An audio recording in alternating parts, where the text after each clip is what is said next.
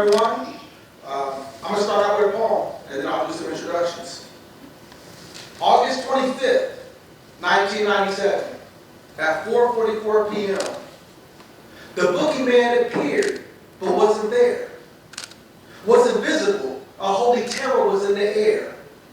It paralyzed my body, fell down the stairs. This spoke to me through telepathy, I was scared. I pushed the thought impulse. Who are you and why are you here? It pushed back the living God, you are in air. To the throne, you finally are in the zone. This is the trial before the judgment, the covenant. You made it home. That was the introduction to the other side and the beginning of this mental health ride, a natural phenomenon. So as I stand before you today, my hope is to give flowers to a man whose organization helped me through fully blown psychosis. Spiritual warfare can leave you more scared than waking up in your bed next to a horse head. I am a dead man walking. I still think about this often. At 23, I should have been placed in a coffin, and that's factual. Over 50% of mental health breaks occur before the age of 14, and actually, over 75% will happen or have their first break before 23. I was that age when it happened to me. I was placed in Stormont Bell 3 East. I couldn't trust my 5 senses, but I was feeling about 1,000. I thank the Lord for the psych ward designed to provide ICU housing for acute psychiatric episodes. They put me in seclusion with the 5-point restraints. As the story goes, I was injected with liquid hot dog, which caused my body to faint in less than a second. It was this act of love that kept me that fateful night, although I didn't understand it then. Thank you for all of the staff, the Stormont Bell 3 East, the subdivision of Meningers, for saving my life.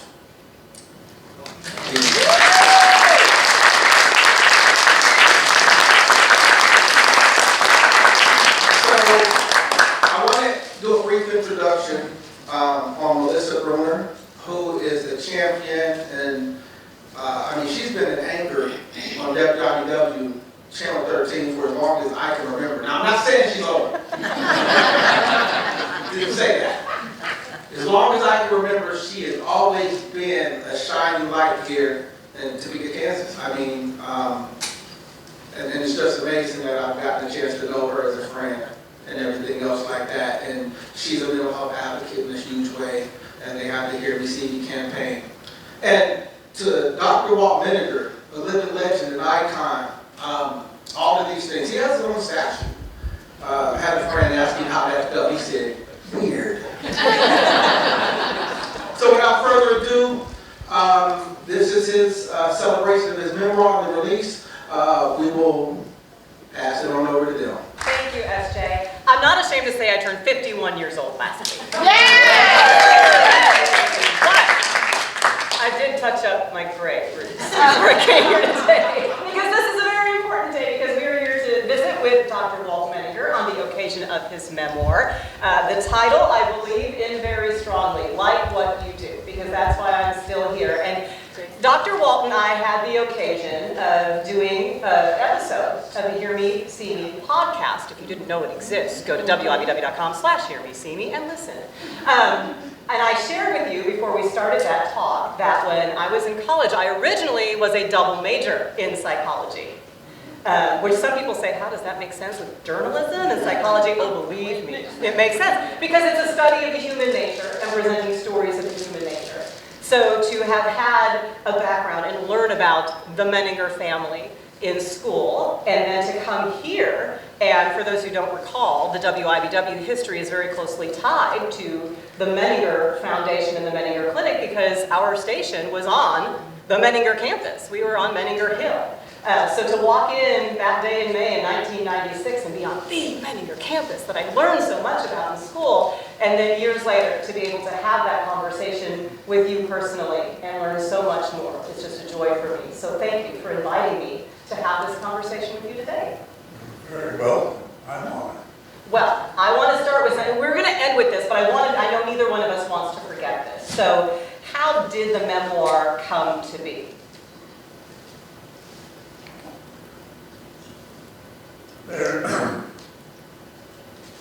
I thought about it often, but I was essentially bogged up by inertia of how to do something about it.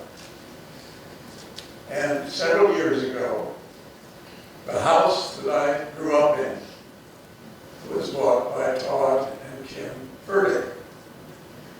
And they wanted to know more about the history of the house. And so they negotiated getting in contact with me. And I agreed to go over and visit with them in the house and share thoughts about growing up in it. And there were a couple of occasions that we had the opportunity to do this. But early in the game, when we were talking about it, my children was with me, and somehow the subject came up of potentially doing a memoir. And Kim Furtick said, Todd can help you with that. And we visited a little bit more, and before we left that day, Todd had put together a contract. I'm not going to not take advantage of an opportunity. That started an extraordinary collaboration.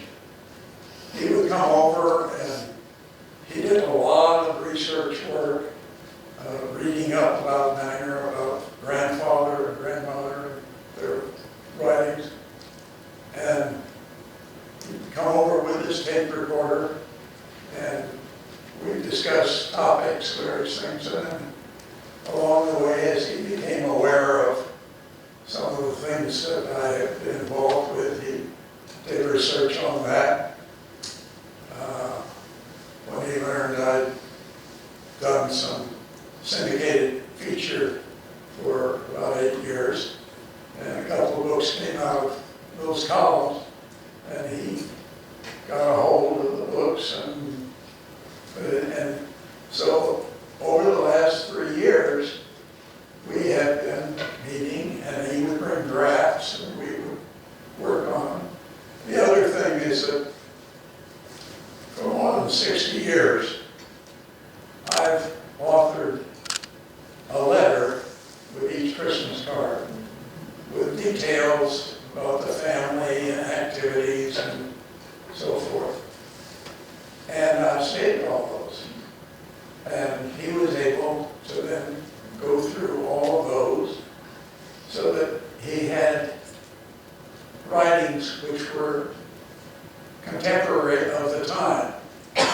Because one of the things that I was interested in later, particularly after my wife Connie got involved in historical work and archives, it was also about a time in the psychiatric field when there was a great discussion of false memory syndrome and people remembering how it wasn't checked out. And I actually end the book with a paper I gave on memory.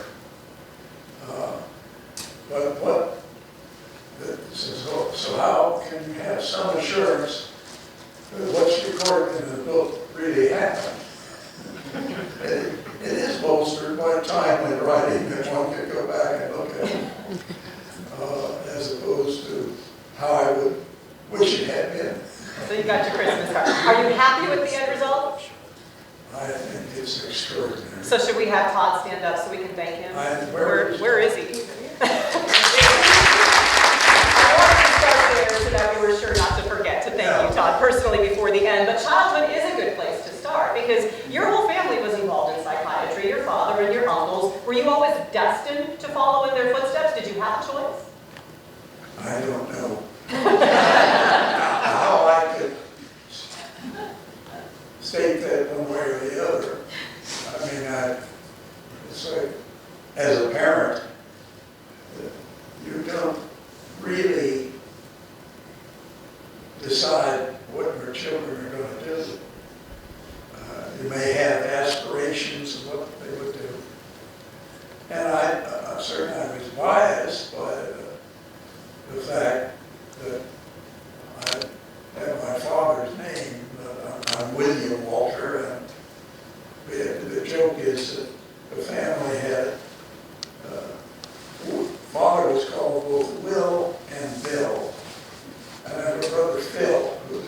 his birthday is today. He's deceased.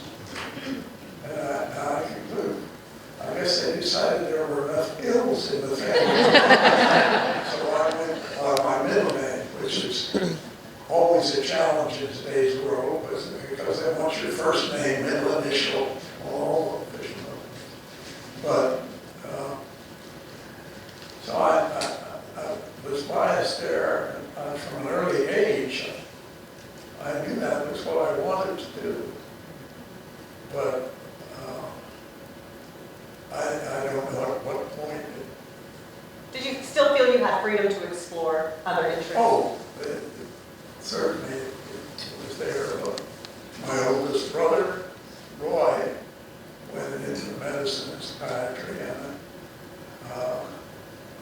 I just went along with the flow. Well, I think it was a little bit more than that. At one point, you came to work with the Peace Corps, and I'm interested how you decided to do that, as opposed to always staying close to home and doing things around. Well, a number of things in my life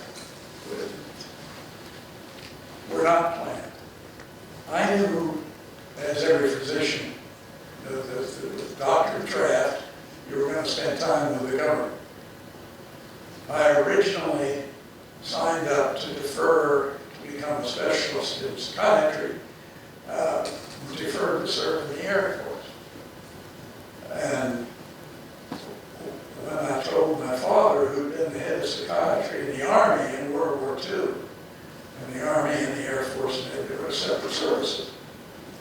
And I remember he told me, why didn't you ask me? Psychiatry in the Air Force is terrible. At least it was in World War II. And so I thought, well, how do I get out of that one? In my residency, the U.S. Bureau of Prisons needed psychiatrists. And through the Public Health Service, supplies of physicians for the Federal Prison Service. So I shifted to the Public Health Service, which was also personally an advantage because with the Air Force you had to pay back 2 years for the first year and so forth, but the Public Health Service didn't demand it. So ordinarily, if you're obligated for 2 years, then you pay back for 3 years. So I went to prison for 2 years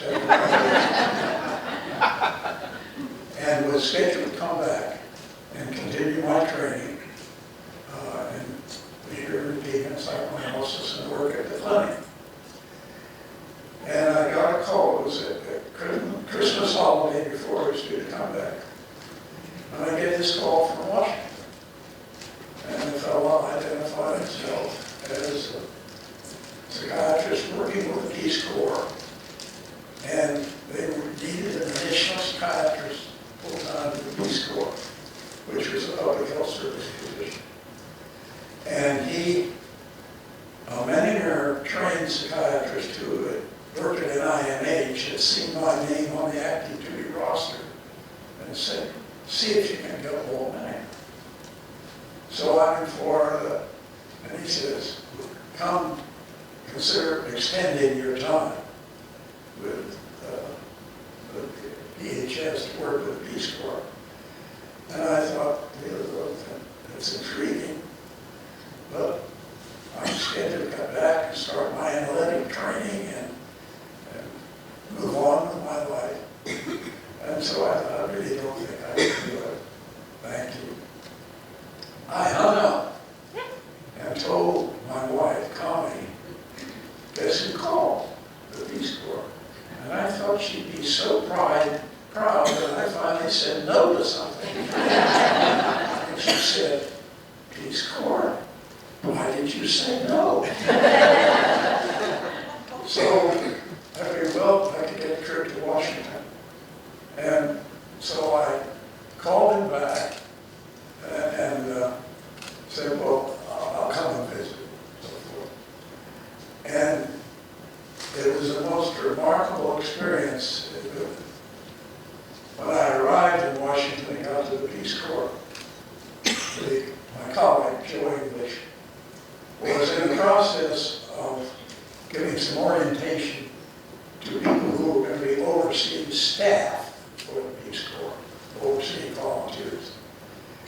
And so I walked into the room as he was giving this orientation, and it just felt natural to fall in with the discussion. It fit. I mean, we just were on the same level.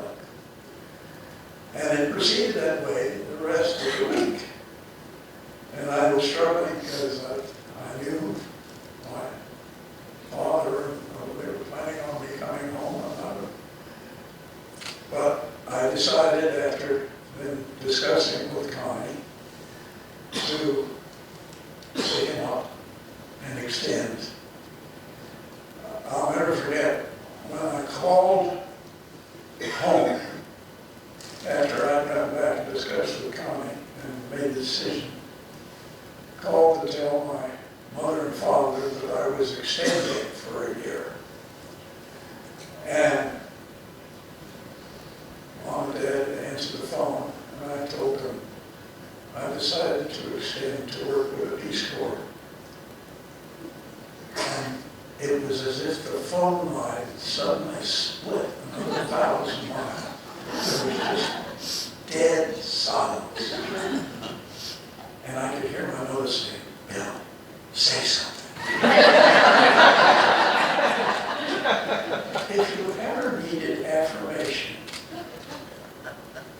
of how much your parents wanted you with them, that was it. I knew my dad wanted me to come home and be a part of the Menninger. And as things worked out, it was a significantly shorter period of time, but that's another part of the story that follows in the book.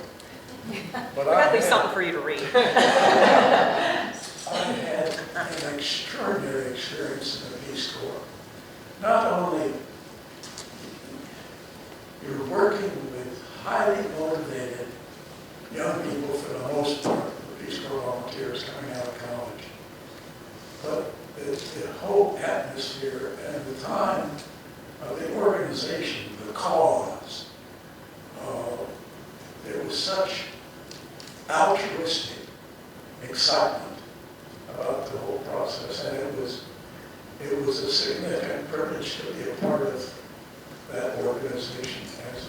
It also led to some significant, very valuable work for Menningers and the foundation and the clinic in terms of what you were able to discover where you were there, while you were there. And it's something I believe that's very pertinent today. You talked about highly motivated people, altruistic individuals, and yet what you came to learn was a commonality when it came to struggles and the highs and lows that we all experience in life, and what can happen if we don't climb back after a low.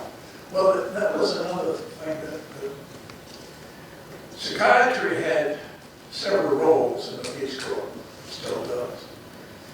It has a role in the training and selection of volunteers. There was a psychiatrist assigned to every Peace Corps training site, and you had to sort out individuals who it wasn't appropriate to go forward with. But also, it was an application which one is not widely discussed. It's the concept of anticipatory guidance. That is, the more you can be aware of what you're going to have to deal with, the better able you're going to be to deal with it. And so the idea of knowing that there are going to be some rough times, when and where and so forth, was part of this. And this was, as we recognized the pattern of adjustment that takes place when one enters a new life situation, the person who is aware, oh yeah, they said we would, they said this would happen. And so what was unknown becomes known and more readily dealt with. And it's useful in any kind of new life experience, life change. You went back to prison. later on. Sort of, kind of. Well, I had keys. And by that I mean, you've been very known, and it's something that in recent current events as well as a topic that you looked into, this idea of violence, where violence might enter political action, how people adjust or reform or develop resilience when they enter the system?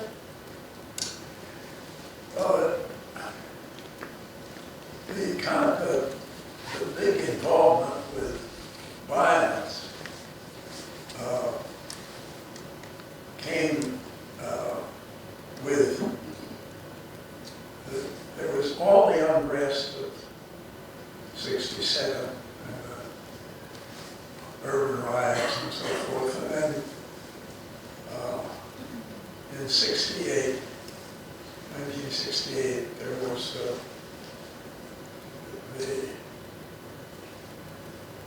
I guess the big focus that prompted it was the assassination of Bobby Kennedy,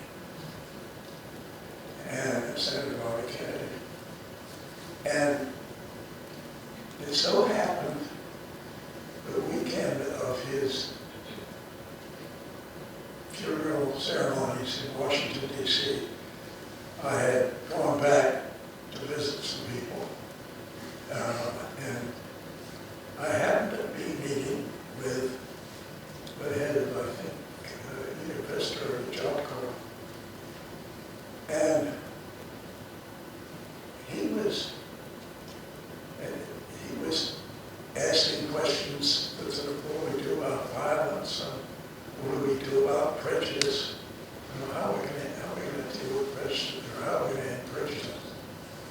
I had a kind of bad answer, we aren't. It's too deeply ingrained. Mm-hmm. But anyway, somewhere I touched on her and he said, would you be willing to talk to the president?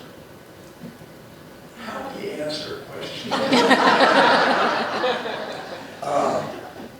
I said, certainly I think it'd be helpful. There are a lot of people that know a lot more than I do. I'm young whippersnappers. That was Saturday. When I was back in Topeka on Monday, I got a call from him. Now, I knew he was an ambassador designee, and he was from Texas. So I assumed he had some kind of connections with the White House. I didn't realize how much. But he called me on Monday and said, they're going to call you to ask to add you to this national commission.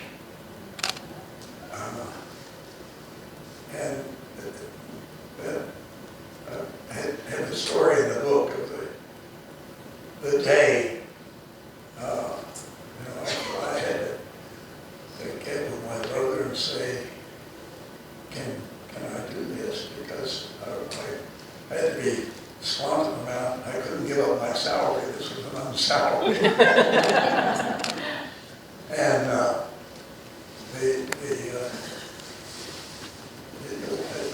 mentioned in the book, it's kind of fun to walk into the office in the morning and tell the telephone receptionist, I'm expecting a call from the White House. High moments. But then the challenge was to clear what I had to get approved to do it, because I needed the first person I had to clear was my psychoanalyst.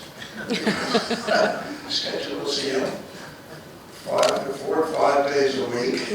And you don't disrupt that easily. And he said, how can you say no to the president? So I had his permission. Then it just so happened that my uncle was in town that week. He was in Chicago all the time. So I went out to see him and get his okay. And he said, "How can you say no?" And then I had to meet with all the Menninger executive staff, section directors, hospital director, head of education and research, and so forth. The only person who had reservations about it was the director of law and psychiatry, who figured he was the expert, he's the one who should be called to participate. But they gave my okay because I couldn't do it on my own. And the last person I called and got a hold of was Joe English, my colleague from the Peace Corps, who was involved with high levels. And he said, "Do it." And I basically was able to go, because when I was called by Joe Califano, the assistant professor, he said, I said, "I got to get clearance." And he said, "Well, we're going to announce it at 4 o'clock this afternoon. Get back to me before 4 o'clock." Fortunately, I was able to make the deadline. But it was the most extraordinary experience. I was a young whippersnapper. I was 36 years old. The same day I was appointed, a 72-year-old Supreme Court Justice from Arizona, Ernest McCarl, to balance any influence my youth might have. But there were 2 senators, one Republican, one Democrat. There were 2 members of the House, one Republican, one Democrat. There was a federal judge. There was a state chief justice. There were 2 prominent lawyers, one Republican, one Democrat. A woman lawyer, dean of Howard Law School. I mean, it was an extraordinary group. And we had Archbishop Cook, who had just been named cardinal in New York. It was fun talking to him later on about his experience of becoming a cardinal. One of the things I remarked that people come up to me and say, "Your Eminence," and I want to turn around and say,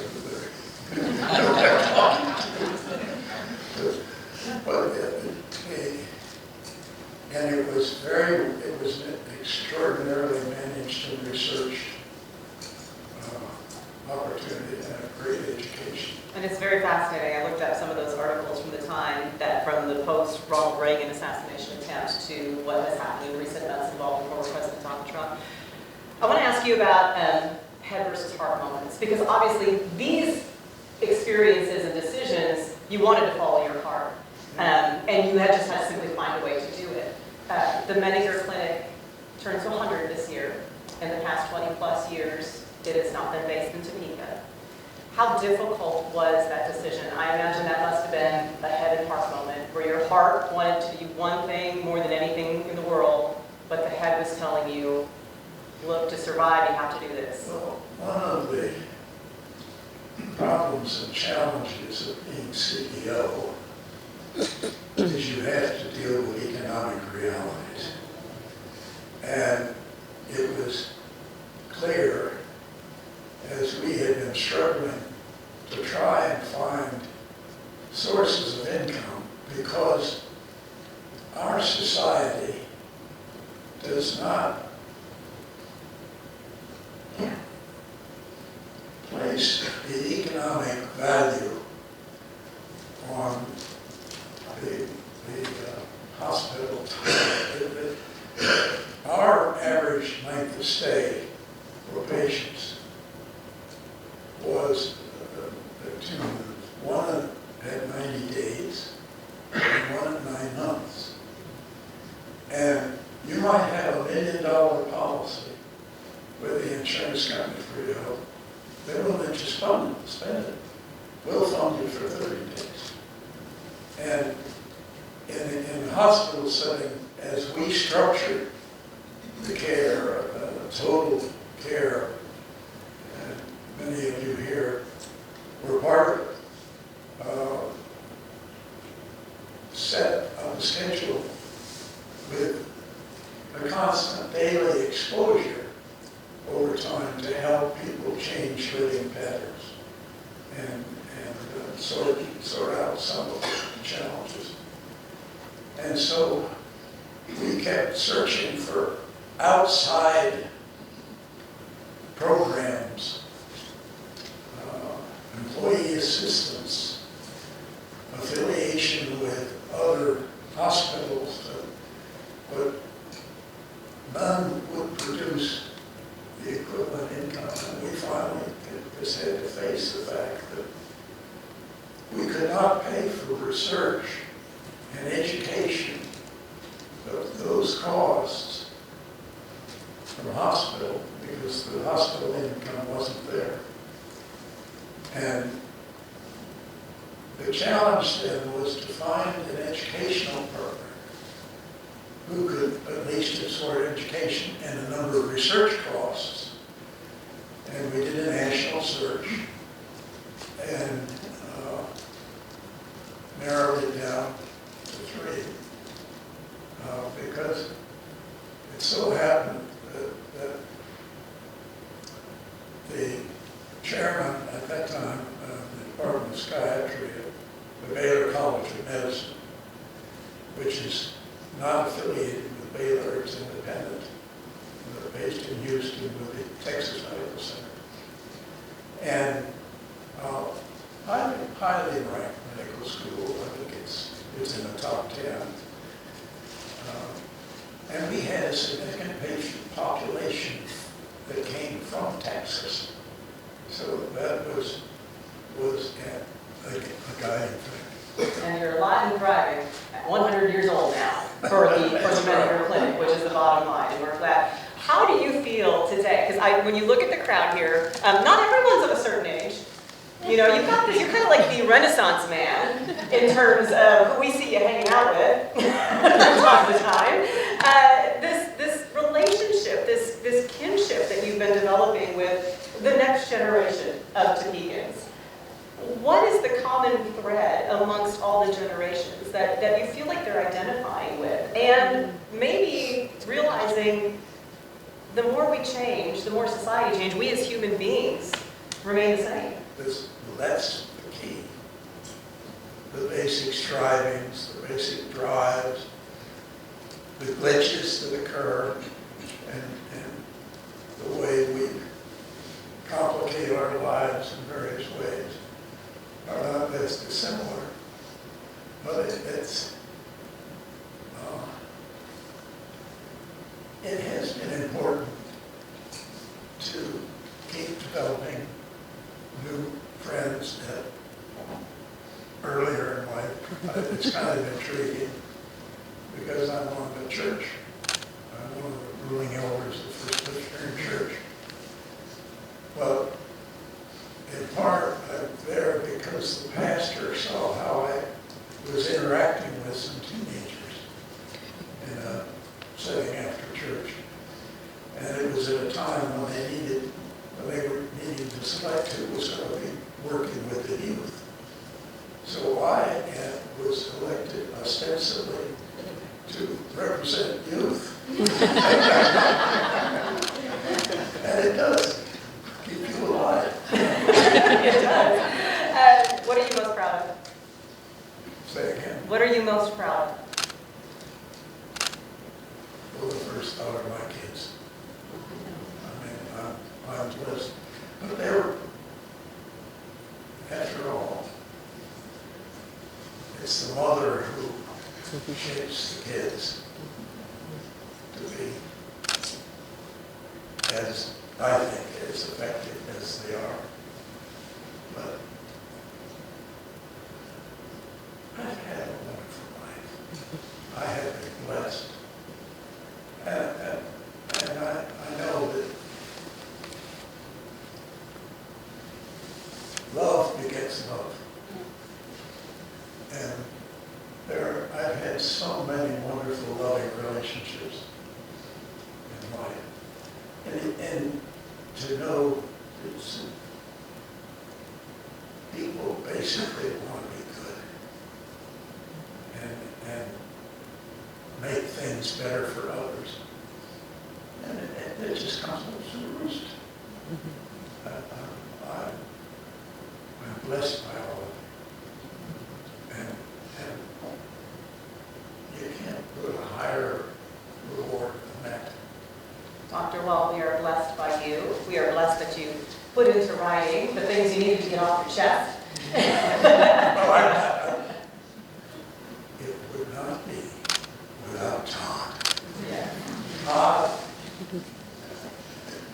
has done an extraordinary job of capturing concepts and so forth, capturing my voice, and integrating my writings and my insights for what they're worth. And it wouldn't be in a position for you all to enjoy them if he had not been engaged. Well, thank you for the conversation. Dr. Walt Menninger.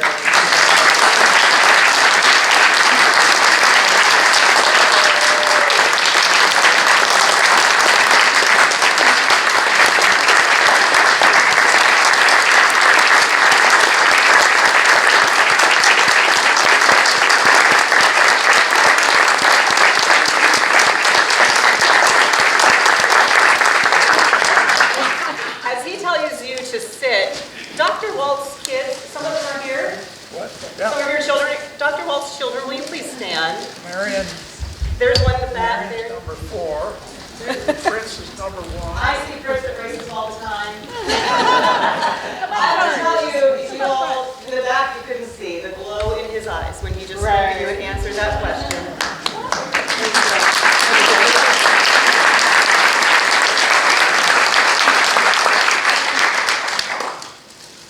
I think now we just get to all come and love on you and have some coffee, and we've got a couple other people to speak yet.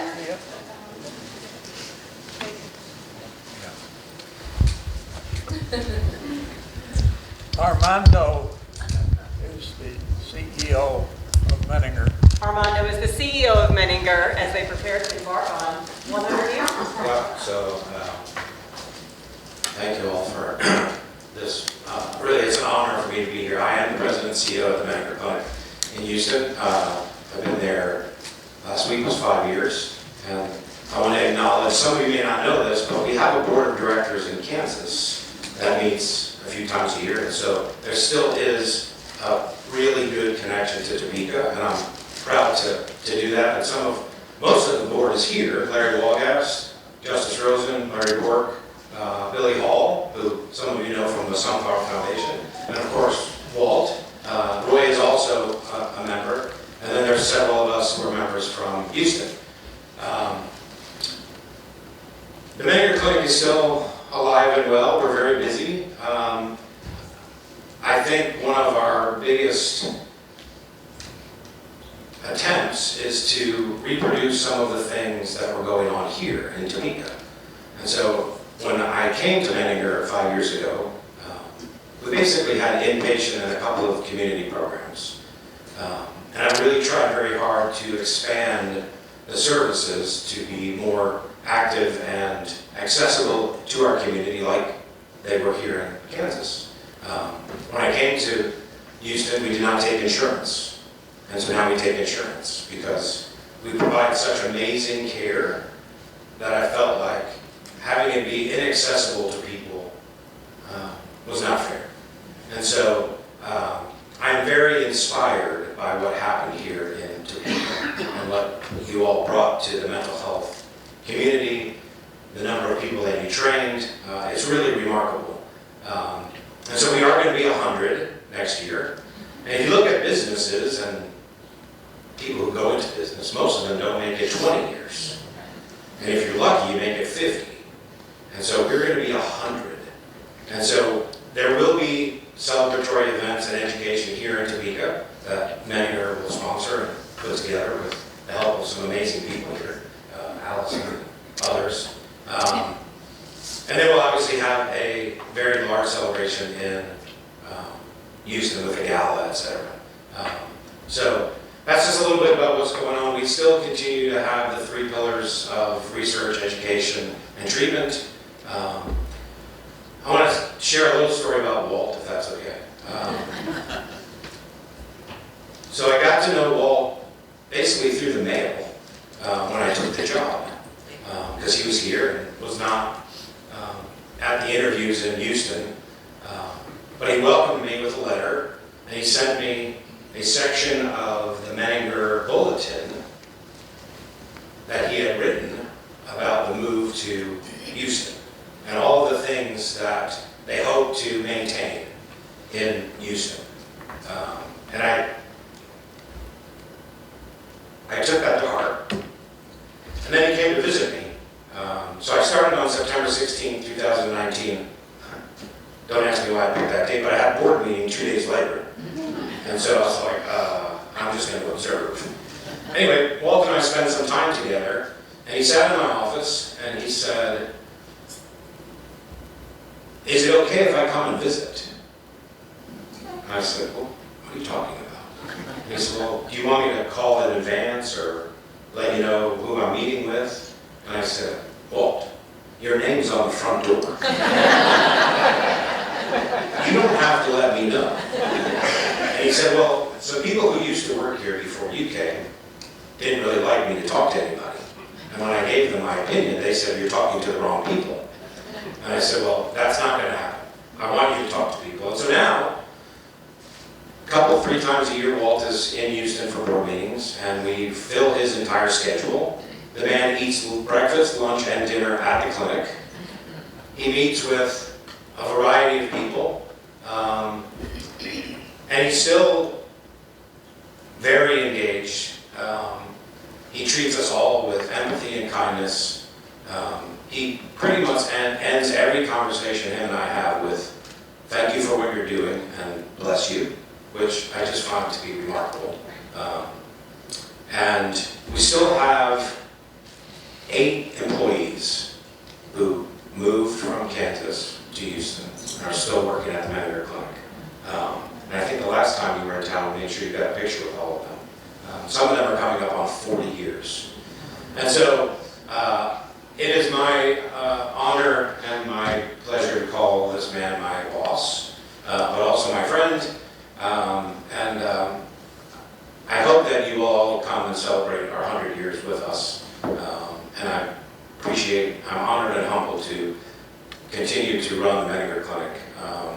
So for the 100th anniversary, we will be honoring the Menninger family as part of our celebration. So I hope to see many of you in Houston, but certainly here at our celebrations in Kansas. So thank you for letting me speak.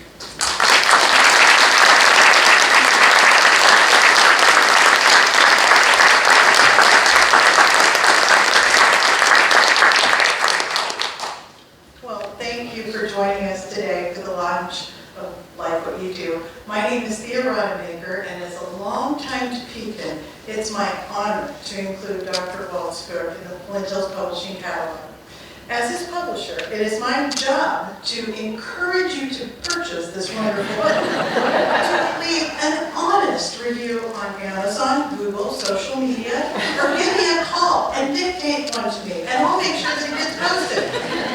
Recommending a book to fellow readers is the best promotion we could hope for, so I hope you'll talk about this book. I've learned many things from Dr. Walt, including that staying active is key to aging well. I'm trying to keep up with him. He and Todd are ready to promote this book. So, if you have a book club or an organization that needs a fabulous presentation, reach out, because I know Dr. Walt and Todd will deliver. In fact, you can see them next Saturday at the Kansas Book Festival, a wonderful free event on the campus of Washburn University. The 3 of us will be on a panel that day at 3 p.m. in the library, room 120. Come check it out. Also on October 6th at Roundtable Books in Noto, we're hosting an event there. There will be an event hosted by the bookstore featuring Dr. Walt and Todd from 1 to 3. You can stay up to date with all that's happening with Dr. Walt by checking out his brand new website, waltmenninger.com.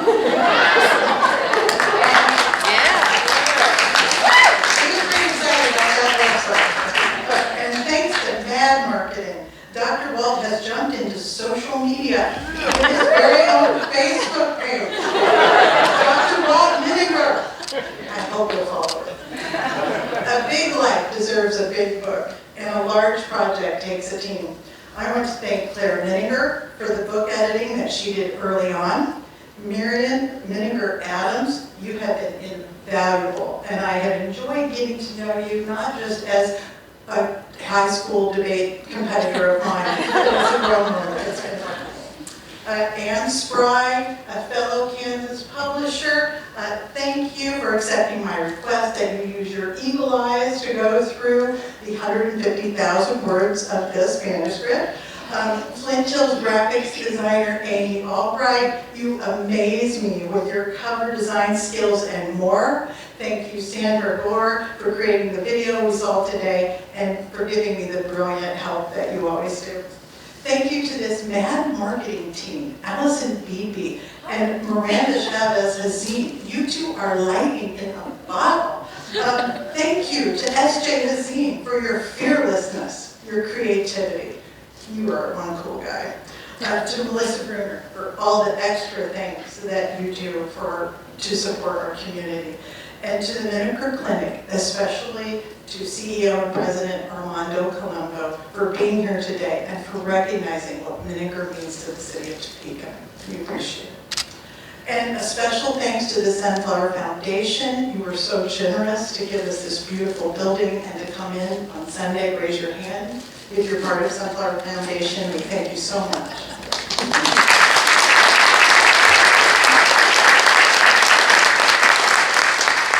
Dr. Walt, I have loved working with you, and in that process, getting to know you.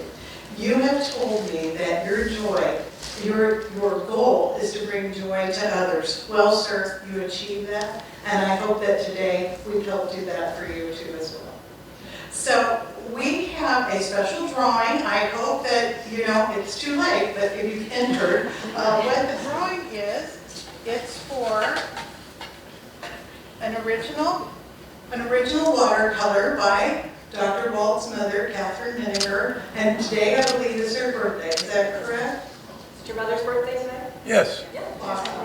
Okay. Okay, All right. drum roll. Thank you, okay. Oh, I'm loud enough. Oh, I do her. John Dorsey. Come on down.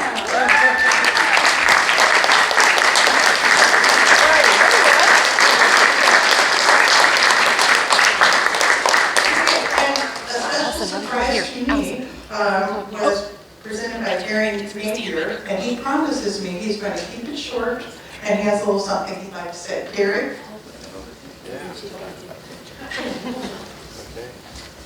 What an honor.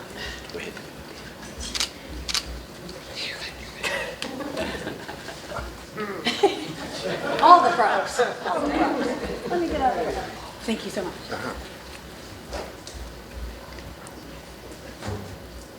Yeah, I have so many stories about Dr. Walt and Connie and their amazing stories, but I promise I would keep it short.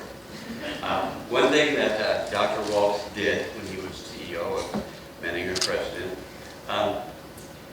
during the graduation of the Carl Menninger School of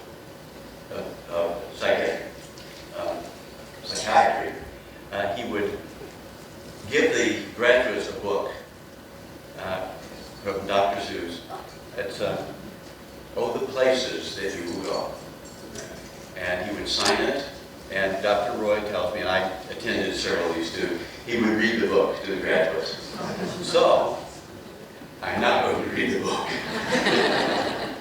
I am just going to say, it's autographed by several of the people here, and by Dr. Roy's group, the Men of Grace. Many of them have signed to you. And I just want to say thank you for all the places that you have gone and all the people that you have blessed. Thank you.